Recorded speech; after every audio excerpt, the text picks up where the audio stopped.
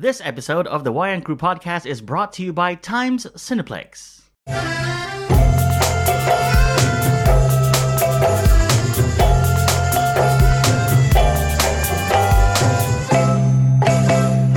Hello and welcome back to another episode of the Wayang Crew Podcast. It's me, Kev, as usual, on this podcast where we talk about all things movies. This week we won't be giving you a review of any movie because we haven't watched one. There isn't a good one. There isn't a good one, yes. Yeah, that is true. And I don't want to watch Angel Has Fallen. or 47 Meters Down. Or that. Uncaged. Anyway, this week we'll be giving you news and big news that happened this week with D23, which is Disney's showcase. But let's get to the first co-host and the only co-host this week. It's Del. Hello. What's up? Strangely enough, Angel Has Fallen has garnered an A+ on the movie score. The viewers. Wait, what is it? There's one that they go around the cinema asking people to rate it. Oh yeah, like after the movie. Yeah, after the movie. Can't remember what it was. Yeah, that movie score. So they got an A-. Incredible. A. An actual A-. A-. I don't know, Kev. Maybe we maybe we made a mistake. Maybe we jumped the gun on this one. Yeah. I did like the first two. I did. Oh, okay. But then it's a bit too late now because we're already recording. Anyway, and that's it. And Del's here along with myself. Everyone else is busy with things to do today, but that's okay. Let's get to our first bit of the show as usual, which is the news. And let's kick it off with a trailer that came out this week. It's called Underwater. Yes. And it looks like an Alien, like the first Alien movie, but underwater. Yeah.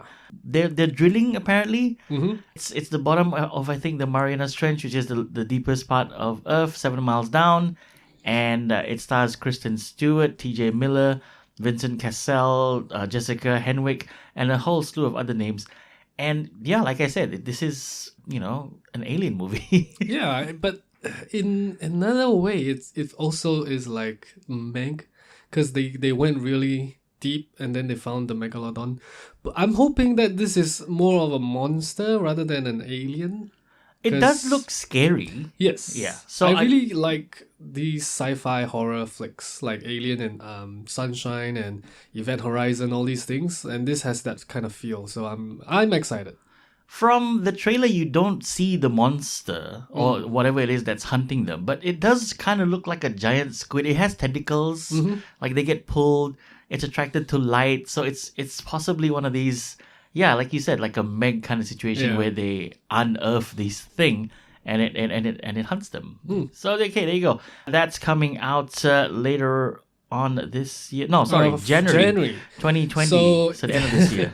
It could mean a huge success for the movie at the box office, or it's gonna be like a total crap fest because they dump it in January. Because January is like the nothing month. Yeah. All right. We also got a trailer this week. The second trailer for Rambo Comes Home, which is the fifth Rambo movie. No, the fourth Rambo movie. Fifth Rambo movie.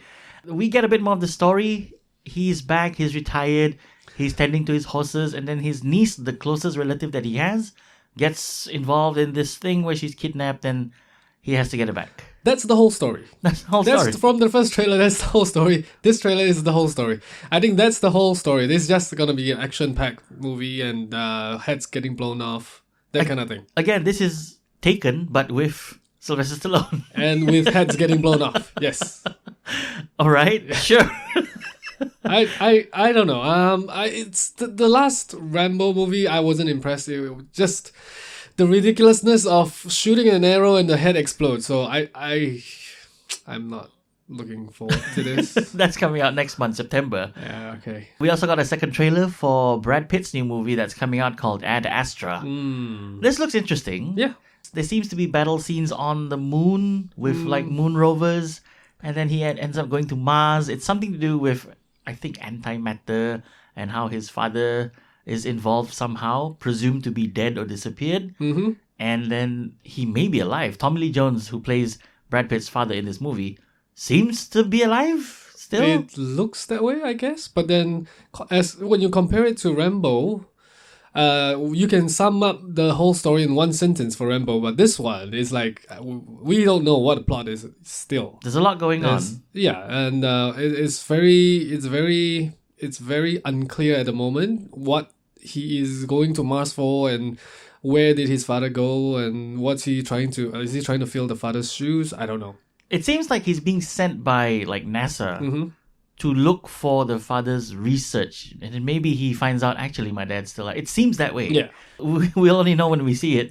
Thor 4: Love and Thunder, which is very, very much anticipated because Jane Foster is coming back, Natalie Portman is coming back. That's a long way away. That's coming out in like 2022. And there are rumors circulating now because Taika Waititi was spotted having lunch with Ryan Gosling. Having lunch? Yes. So, at his birthday, I heard. It was Taika's birthday, and he was invited among many other famous people. So... But that doesn't help the rumor mill, which has already started to say, hey, Ryan Gosling might be in this next movie. That's how Hollywood works now. Yeah. I hope it's not a throwaway role like Matt Damon in Thor 3. Yeah. I hope it's not just like a one-off like Jake Gyllenhaal in Far From Home. I like Ryan Gosling, and I hope there is a bigger role for him to play, even if it is a supporting role. What do you think he could play? I don't know. Matt Damon played like a silly actor in Asgard. It would be kind of cool if Ryan Gosling ended up being the villain for this next Thor movie. Yeah, because he has kind of like that deadpan face, but still charming. Yeah. So he could disarm like potential heroes or female heroes. Sorry, kind of lost my tongue. Yeah, he has a lot of charisma. He can play anything. So I'm looking forward to anything that he does. If he is getting into the MCU, then yeah, I'm excited for it. We're all for it. Speaking of the MCU, that's owned by Disney, and they've been having a really good year this year, 2019. I think they have 5 movies that have broke like $1 billion at the box office. So they are swimming in money. That may all come to a change because Mulan is coming out later on this year. What do you mean change? Because there's this whole boycott Mulan movement happening. And it started off in Hong Kong because the main actor by the name of Liu Yifei tweeted out on Weibo, I think, like the Chinese social media network, saying that she's in support of the Hong Kong police officers, and she even invited like, okay, I've said what I have to say, you can hate me now. Some people speculated that this might be a PR move at some level by Disney to get China on board. Like, oh yes, you see, so she's like one of us, and she supports what we're doing. Let's all go see the movie. This has now spread. So there are a lot of publications in Korea, one of them being the Korean Times, that are reporting that the hashtag boycott Mulan is now sort of trending in Korea as well. Why? Because they feel for their neighbors. They're not very far off. Hong Kong's not very far off from Korea. Right. So, I don't know. There's a quote here saying, I don't want to see a movie starring the person who supports a police crackdown in Hong Kong. Like, that's one of the comments that was left like on these Korean social media sites. Could this spread to other countries in the region? No, I don't think so. Because the issue there, I mean, I don't know why they're making such a big deal out of one law or something that they want to change, right? Because if you go into it, it's not that big of a deal unless you want to commit crime, then it'll affect you. But then if you're just a law-abiding citizen, then what's the matter? I don't know. What's the fear? Yeah. I think that there's a whole lot more we can talk about, but then this will turn into a political podcast. Yeah, so try not to go there. Try not to go there. But then that's why I don't think it will affect the other countries. But it's gonna only be in Hong Kong. Hopefully, I don't think Korea will be like, Mulan's coming out, we're not gonna watch it because of Hong Kong. I don't think that's gonna happen. Yeah, I don't just think so as Hong well. Kong only, maybe. Do you think that the star of Mulan was sort of, forced to put out that tweet? I don't think so. No? No. Because it's far-fetched. Why would Disney force their actors to... Not by Disney, but it's a trend that whenever controversial things happen and China's involved, there's a slew of actors who are based in China who come out in support of the government. Okay, if you say China forced her to do it, then yes. Because she is, after all, Chinese. Correct. Not a Hong Konger. She's an American citizen. She's a naturalized American Really? citizen. Yeah. Huh, I did not know that. Okay. So on the Hong Kong side of things, when she put out that post on Weibo, there were a lot of people saying, yeah, you don't know what this is all about because you never lived here. Yeah. You're an American. Right. It must be nice to be an American citizen. Right. But that's a whole nother thing. Us here in Brunei, we'll just wait for the movie. It is coming out. So, yeah. Let's now move on to the Fast and Furious franchise. And it seems that one of the stars of Guardians of the Galaxy has joined the cast of Fast and Furious 9. And it's Michael Rooker, who played Yondu famously. He's going to be playing a character called Buddy in this new Fast and Furious movie. Okay. Yeah. I don't. He is a competent actor, I would say, and he usually adds flair to his roles, to the movies that he's in. He will do the same for Fast and Furious. Whether or not I support him, that's a different question. To be in a Fast and Furious movie, because I'm not a fan at all. But Hashtag support Michael Rooker. he needs a job, so He does. I don't blame him. Sure. And I don't think he's coming back anytime soon for the Guardians of the Galaxy movies because he's gone. Then his spoiler alert, his death in Guardians of the Galaxy Volume 2 would have no meaning if he comes back. Mm-hmm. All right, let's move on to Resident Evil, which is a mixed bag. Some people like it, some people don't. I'm one of those people who don't really like it. I don't mind it. You don't mind it. It's turned into this post-apocalyptic slasher action movie starring Mila Jovovich. Apparently, they're going to do a reboot, and the reboot is going to be closer to the games. So they're going to take the game storyline, and it's going to be helmed by Johannes Roberts. He says, no idea who he is. No idea who he is. He says that the first Resident Evil was a horror, but then everything else that Paul W.S. Anderson did after that became a post-apocalyptic action movie. Yep. Our movie is going to be super, super scary. That's what he says. I'll see it when I believe it. You'll believe it when you see it, you mean? Yes, I'll see it when I see it. Oh dear, it is Sunday and my brain is half off. We got some big news this week from Matrix, which is getting a fourth movie, and it is confirmed that Keanu Reeves and Carrie-Anne Moss are coming back to reprise their roles, and Lana Wachowski at least is coming back as well to possibly write and direct. Yep. So, do we need a fourth Matrix? We don't need a fourth movie, but it is interesting. If they could... well, they can't, but if they could continue from the first one and not have the second and third in the canon, then that would be more interesting, I guess. Because the second and third wasn't that great, even though the action sequences were fantastic. But critically, it wasn't that. They were very low rated. So yeah. I don't know if... because if we go back into the universe and then we get the same thing as the second and third, then that's a shame. Because the first one was so good and it's so special, but then they seem to not be able to replicate that first movie after that. They couldn't up the ante for the second, and even worse, the third was just all over the place. Yeah. It became this thing where it was a repetitive thing, like, he's no longer the one, now he's an anomaly, and I was like, oh my god, just... You know what? Just end it. Just finish it. Yeah. That's why now they want to go back with Keanu and also Carrie-Anne. Yeah. They're going to have to do a lot of workout to fit into their latex once again. Apparently, it is sort of reported that this might be a prequel. No! Because really? Yeah, because there were rumors that they were looking for a younger actor to play a younger Morpheus. But how this works, I have no idea. Are they going to do some...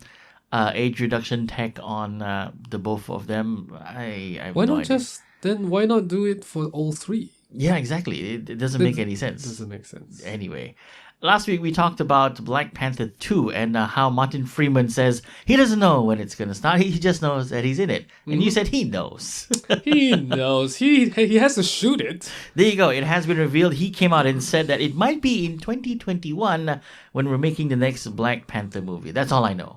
That's what he says. And then we have some news about Black Panther 2 later on in our D23 segment on the release date, which looks like it's 2022. So this falls in line with what he's saying, obviously. Obviously he knows. So he knows. Liar. Ezra Miller, who is the Flash in the DC universe. Really? Still? Apparently so. He says that the Flash movie is still absolutely confirmed.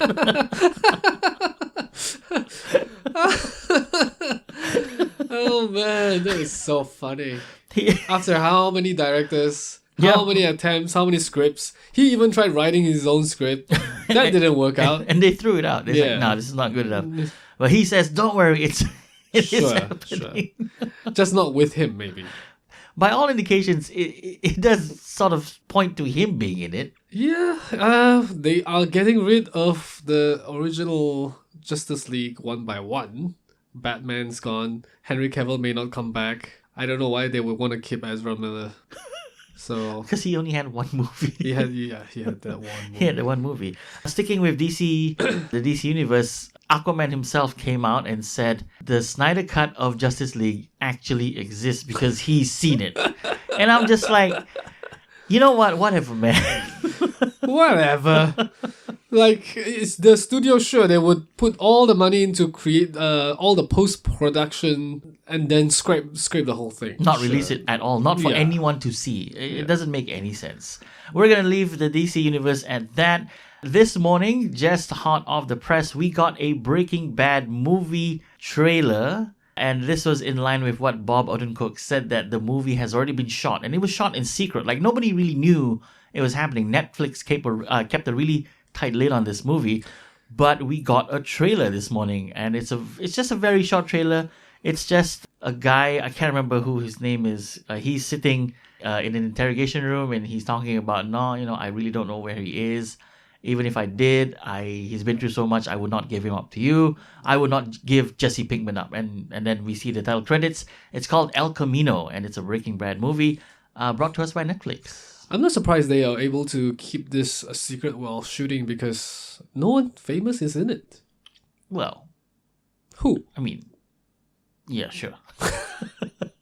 Aaron Paul's name doesn't really ring any alarm. Yeah. For the press to go and capture something. No, not really. And the other guy, what's his name again? The guy who played Trump. Red Ranger, sorry. Yeah. No, not Red Ranger, sorry. The voice of Zed. He was the Red. The orange, the first Red sorry. Ranger. Yeah, the first Red Ranger. Yeah, he's already dead, so I don't think he's in the movie. Oh well. So nobody cares. Nobody cares. And it's Netflix. Well, it's not that bad. I don't. Let's see. Okay. Let's see. We're going to end it with this on this week of the podcast. The Joker movie, which is coming out in early October, it has landed an R rating that they promised. And some details on this R rating is that it contains violence, sexual content, and disturbing behavior. All in line with what a Joker movie should be. Yes. So I am in agreement with that.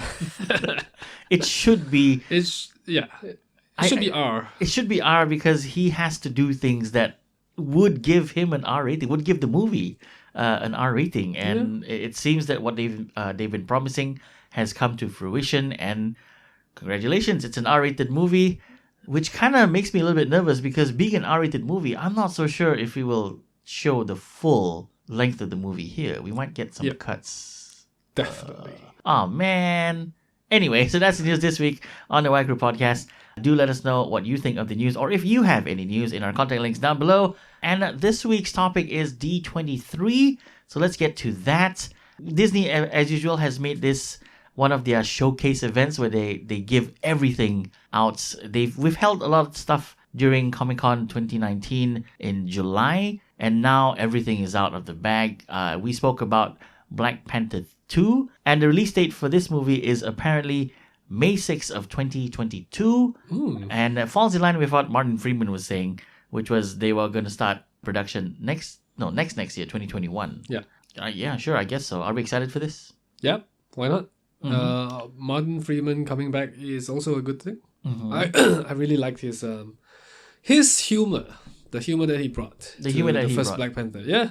Okay. One of the plots, I guess, speculations, because we don't have anything about the plot at this point. One of the speculations is that Namor the Submariner might play a role in this upcoming film. Oh, nice. If that is true. Because this sort of falls in line with what we saw in Endgame, which was there was an underwater earthquake and then Oh, right. And she goes like, Yeah, let's Okoye. investigate. And Okoye says, well, we handle it by not investigating it. Yeah. So a lot of the hardcore fans have speculated, look, that is exactly where Namor could come into this universe. Right. I don't know very much about Namor, but apparently he's the Marvel equivalent of Aquaman. Mm-hmm. And that's all I know. So yes, we are very, very excited about Black Panther 2. Disney has unveiled a Disney Parks Adventures Campus. And it's essentially what Galaxy's Edge is, but this is an Avengers attraction. And it's set to include Tom Holland's Spider-Man in this. Ooh. Yeah. Which we'll talk about after this, actually. Like after this D23 run through, let's talk about the Disney and Sony debacle that happened this week as well. There is some concept art and it does look really, really amazing. It kind of looks like the Avengers headquarters a little bit, and then there are some attractions off to the side. So Disney is like doing an awesome job at turning their properties into attractions, which is what they've always done. Yeah. When you say campus, does that mean you go in as like a recruit and then you go through their simulation training, get I guess. The experience? Yeah. What kind of special? If you're a superhero, what kind of training you have to go through? Well, I'm not sure about that. I am looking forward to this more so than the Star Wars one, actually. More so than Star Wars one. Yeah. Because I've been looking at a lot of videos of the Galaxy's Edge tours, like people bringing the cameras, and it doesn't look that big. Exactly. There's like 3 attractions in there. Apparently what I heard was only the one big one that is open. That is the flying the Millennium Falcon, right? Yep. So there are apparently a few more coming up. And those will be open maybe next year or the year after. So they're adding it one by one slowly, and also they've kind of... Did you hear about them having to fire a few of their staff because they're overemployed? Oh, they did? Okay. Because they had too many restrictions on how for people to get in because they were afraid of crowd control. So they also overhired. And then not enough people have been turning up. Oh. Yeah. So they let these people go. Like, I would have thought they would have reallocated them to other sections. Apparently they don't. I guess everything else is full. Oh. So they had to let people go. It's okay. They can reapply for this, which is the Avengers Campus. We also got some news about Marvel's Eternals. And the big news here is that Kit Harington has been cast as one of the classic Avengers here. Oh, classic Avengers? Yeah.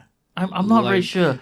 Harrington will portray Dane Whitman, the non-Eternal Marvel hero, known as the Black Knight. Oh. So he's, Right. Mm-hmm. Black Knight in the comic book is like a superhero clad in full, like Game of Thrones armor. With a shield and a lance. So he's just gonna bring his set dressing from Game of Thrones. Yeah. And it's like I'm using this. Sure, I mean Kit Harington being involved in the MCU, it's something. I think it's a good thing. He has made a name for himself with Game of Thrones, and let's see what he brings to the MCU. Yeah. Disney also revealed a first look at the new Cruella de Vil, played by Emma Stone. This is gonna be for their Disney Plus show. There's a small picture here, and yeah, she really does look like the cartoon character, even with the half black and half white hairdo. Right. Yeah, Emma Stone as Cruella de Vil. Who would have thought?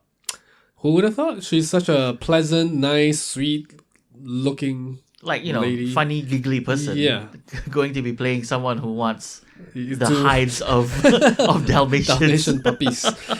Yeah. Ooh, okay. We got some big Star Wars news also at D23. We got a new poster for Rise of the Skywalker, which is coming out at the end of this year. And it does feature Emperor Palpatine.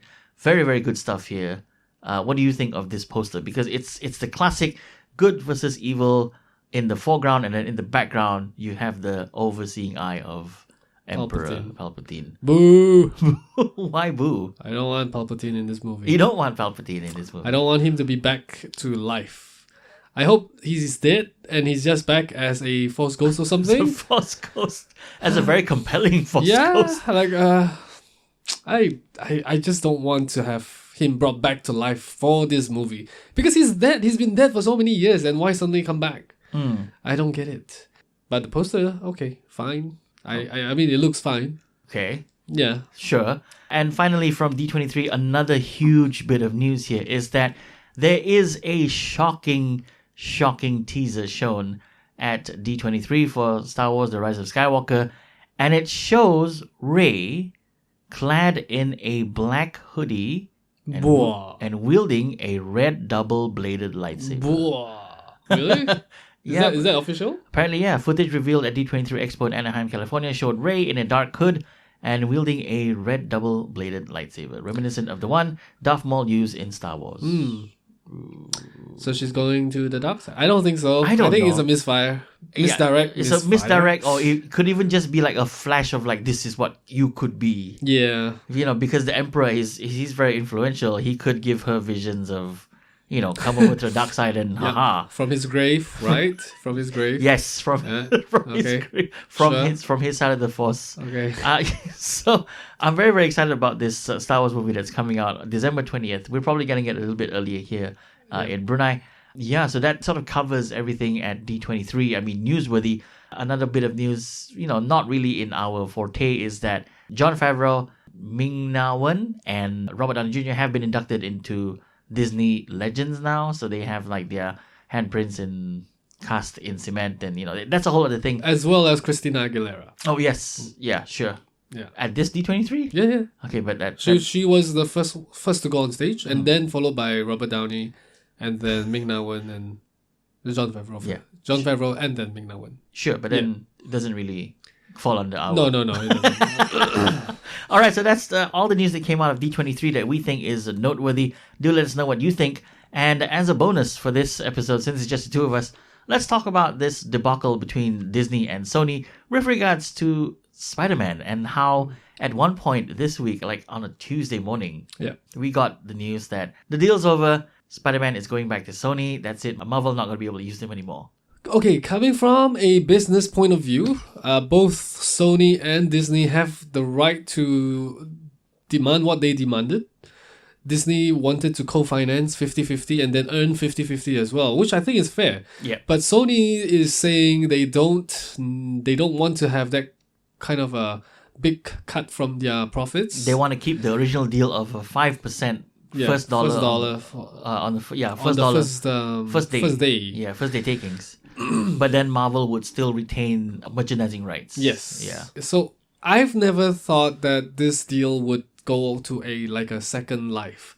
This was the deal that they had until this Endgame and then Far From Home. So 5 movies. And that's the end of it. I am actually excited to see where Sony will take the Spider-Man out of MCU and then see what they're going to do with it. I don't think there's like a bad guy, good guy in this scenario, because like I said, from a business point of view, everything that they wanted made sense. I would say Marvel and Disney had the right to demand for 50% because it is something that they have Kevin Feige heading it as well. Sort of guiding Sony in this. Yeah. And basically giving them insight onto, the larger MCU. And also, I'm sure they had a say also, or they recommended casting, director, storyboard. So I think it is fair for them to ask for 50%. It's warranted, like let's be equal partners in this. We helped to bring this character from where it was to where it is now. Yeah. Everyone loves Tom Holland and Spider-Man now. Yeah. Plus, Disney doesn't need Spider-Man. They are successful. Like you said earlier, they've put out how many movies this year? Like 5 or 6. And then most of them, I think just one that is shy of $1 billion. So they are making a lot of money. And they don't need Spider-Man to make that kind of money. So if they want to have Spider-Man in, they might as well get more out of it. Yeah. Okay. Rather than just the first dollar on the first day taking, that sounds too little, even to me. Too little. Yeah. But Sony, on the other hand, they're doing well with Spider-Verse. They're doing well, even though I don't like Venom. Venom has made like $800 million, and then on the horizon they've got what was it, Lobo, with Jared Leto. Yeah. And they seem to be doing fine. I think their confidence is back up with how well Far From Home did, with how well Spider-Verse winning the Oscar for Best Animated, and Venom doing so well and now getting a sequel. So it's also they have every right to reject the deal that Disney put forward. Yeah. And they just want to do it on their own. Yeah. There were some rumors that came in this morning. Like, it was just a rumor. There was no official report about it. But apparently they are agreeing to come back to the negotiating table. Yeah. After all that? Yeah. They are agreeing to come back to the negotiating table. This is just a rumor, mind you. It's not a report. And part of the deal is that, they might even work together for the next 7 Spider-Man movies. Okay, which is not in line with what Tom Holland said at D23 when he was interviewed by Entertainment Weekly, I think. Yeah. Where he said, they have split and he is going to continue to play Spider-Man because he's still future. under contract for 2 more. Is he? Yeah, with Sony. Okay. But yeah, this is just a report. It's just a rumor. Like, it's not an official thing. Right. But yeah, we can only hope for the best. And I would still prefer to see Tom Holland involved with the MCU, with the larger MCU.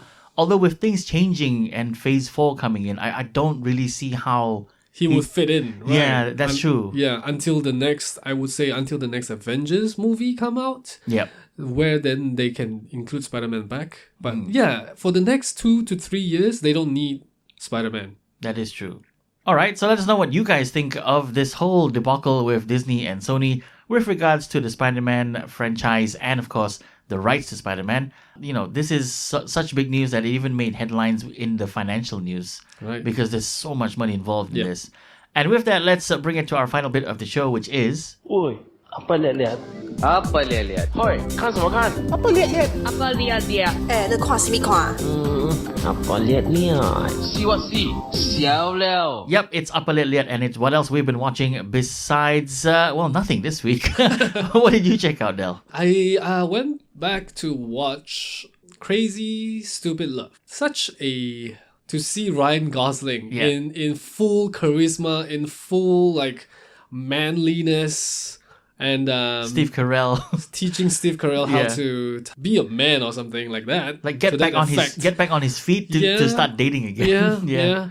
It's a really, I think, a very underrated movie because I don't think it's in anyone's mind when it comes to best movie of that year or just favorite movies in general. Probably also because this it's not really a comedy and it's not really a drama. It's just something in between, like a dramedy. But I really enjoyed this. It's such the whole cast, even the kids, they look like they were great in their roles and they are all very convincing in what their characters had to go through. And Emma Stone looks lovely. That's the first time they worked together, right?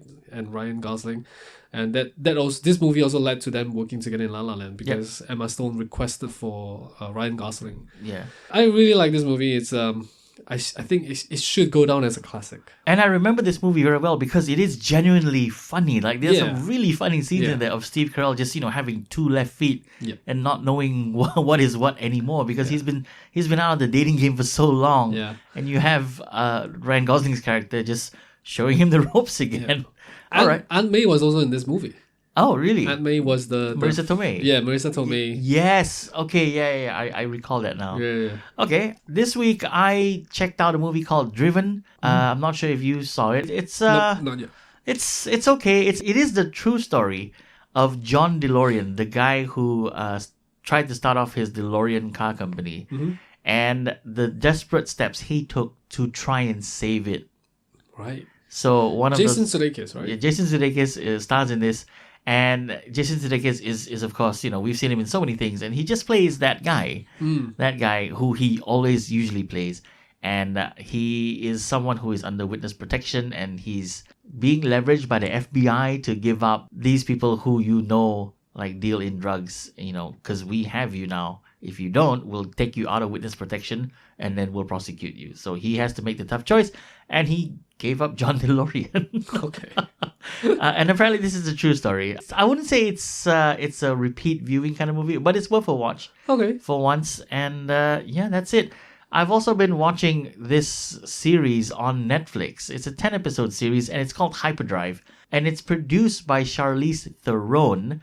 Think of it as an American Ninja Warrior for cars. Oh. Yeah, so you have like them doing all these weird stunts and all that, and Right. it's on an obstacle course and it's all timed. But the surprising thing is that it's produced by Charlize Theron.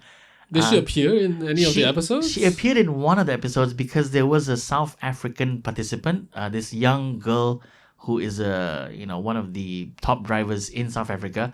And they showed like a 5-minute clip of Charlize Theron like visiting her at her home and saying, "All right, take me for a spin and show me what you can do." And then they showed her run at the course. And yeah, I mean, it's so weird that Charlize Theron is now producing what effectively is a Fast and Furious game show.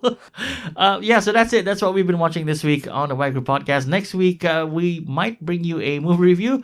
We'll have to wait and see. I'd like to thank Del for joining me on this episode of the Wayang Crew Podcast. We'll see you next week. Bye.